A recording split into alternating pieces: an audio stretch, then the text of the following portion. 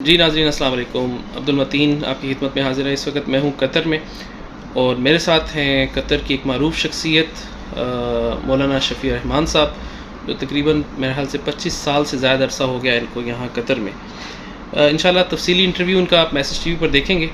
ابھی ہم ایک جگہ بیٹھے تھے تو کچھ ڈسکشن ہو رہی تھی فلسطین کے حوالے سے، جیسا کہ آپ سب کو پتہ ہے۔ اس حوالے سے مولانا سے کچھ چیزیں پوچھنا چاہ رہا ہوں میں، کہ یہاں قطر میں ہیں تو یہاں کے حالات زیادہ بہتر جانتے ہیں۔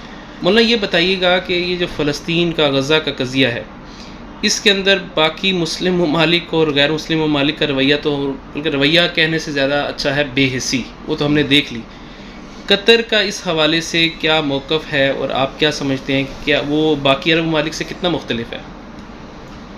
بسم اللہ والحمد للہ والصلاة والسلام علی رسول اللہ، اما بعد۔ سب سے پہلے تو میں بھائی عبدالمتین صاحب آپ کا شکریہ ادا کرنا چاہوں گا کہ آپ نے ایک نہایت اہم اور ضروری موضوع پر مجھے کچھ لفظ کرنے کا موقع دیا ہے۔ عربی کا ایک مقولہ ہے، صاحب البیت ادری بما فیہ، گھر والے کو اپنے حالات کا زیادہ علم ہوتا ہے باہر والوں کی نسبت سے۔ جی ہاں۔ تو الحمدللہ میرے قطر میں 30 سال کا عرصہ ہو چکا ہے، 30 سال سے بلکہ اوپر بھی ہوا ہے۔ تو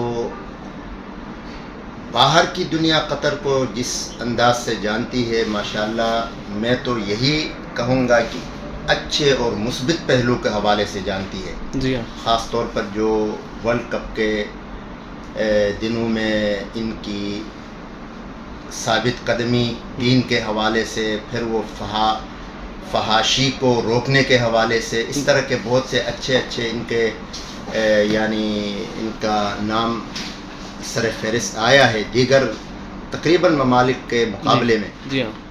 تو ان کی ایک خاصیت یہ بھی ہے کہ اسلامی ایشوز پر بھی ماشاءاللہ قطر کا بہت اچھا کردار ہے۔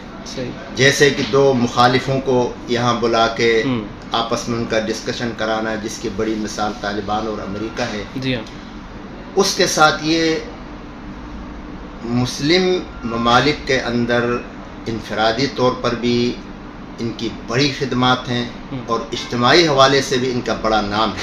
صحیح۔ غزہ کے بارے میں آپ نے پوچھا ہے، تو ماشاءاللہ آج کل تو میڈیا اتنا عام ہے کہ ہر آدمی کے ہاتھ میں میڈیا ہے۔ جی ہاں۔ تو دنیا جانتی ہے کہ قطر کا بہت بڑا کردار ہے صلح کے حوالے سے، تعاون کے حوالے سے، اور ایز اے مسلم ہم میں سے ہر مسلمان کی دینی ذمہ داری ہے کہ کسی مسلمان ملک پر یا کسی فرد پر کوئی ظلم زیادتی ہو رہی ہو تو اس کا ہر اعتبار سے جانی، مالی، اخلاقی، قلمی ہر طرح کا تعاون کریں۔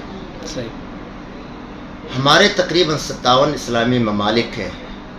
بڑا افسوس ہے ہمیں کہ وہ اس وقت بھی متحد نہیں ہیں، مصلحتوں کا شکار ہیں، خوف کا شکار ہیں، جس چیز کا بھی شکار ہیں، لیکن غزہ کے مظلوم مسلمانوں کا ساتھ وہ نہیں دے رہے۔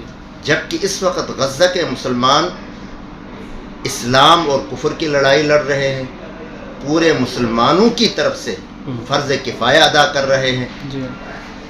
دوسری طرف دیکھا جائے تو الکفر ملت واحدہ، تمام کفار ممالک اور اس میں بہت سے مسلمان منافقین بھی شامل ہیں۔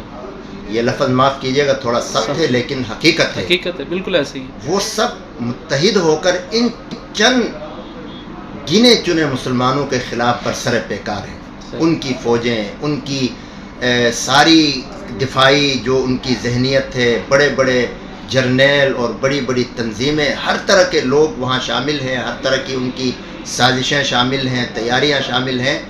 میں پچھلے دنوں دیکھ رہا تھا، ان کا ایک صحافی تھا، یہودی تھا اگرچہ وہ، لیکن اس نے صحیح بات کہہ ڈالی۔ اس میں فرانس کیا تو امریکہ کیا تو جرمنی کیا تو برطانیہ کیا تو سب کے لوگ وہاں موجود ہیں، فوجی مردار ہوئے ان کے بضابطہ۔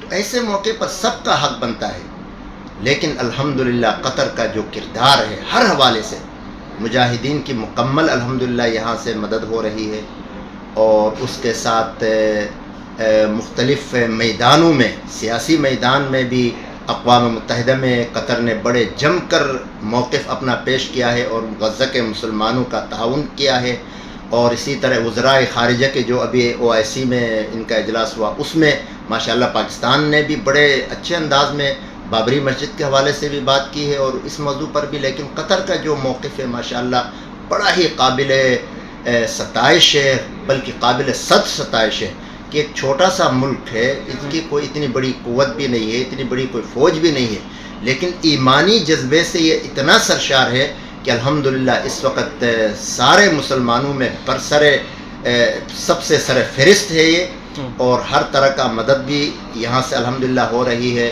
ابھی قریب میں ہمارے استاد محترم مفتی تقی عثمانی صاحب یہاں آئے، یہاں سے غزہ والوں کی مدد کا یہاں سے جو بھی ان سے تھا وہ کیا۔ اس سے کچھ عرصہ پہلے مولانا فضل الرحمان صاحب آئے تھے، تو گویا یہ ایک پلیٹ فارم ہے غزہ کے مسلمانوں کی مدد کے لیے، اور دوسری طرف وہاں کے جو رہنما ہیں، بڑے قائدین ہیں، وہ بھی یہاں قطر میں ہی موجود ہیں۔